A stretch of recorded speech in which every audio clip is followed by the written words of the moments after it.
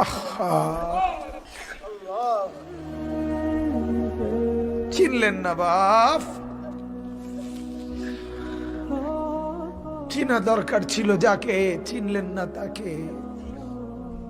হায় যুবক, বন্ধুকে চিনলা না, দুশ্মনকেই বন্ধু বানাইলা, দুশ্মনকেই বন্ধু বানাইলা। আপন বন্ধু যিনি তাকে চিনলা না, দুশ্মনকেই গ্রহণ করলা। চেহারায়, সুরতে, চলনে বলনে, আচারে উচ্চারণে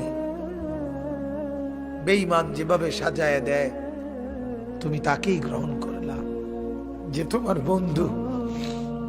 কি কথা একটা নবী কেমনে বললেন! আরে আরো শুনেন মিয়া, হাদিসে আছে আল্লাহ তাআলা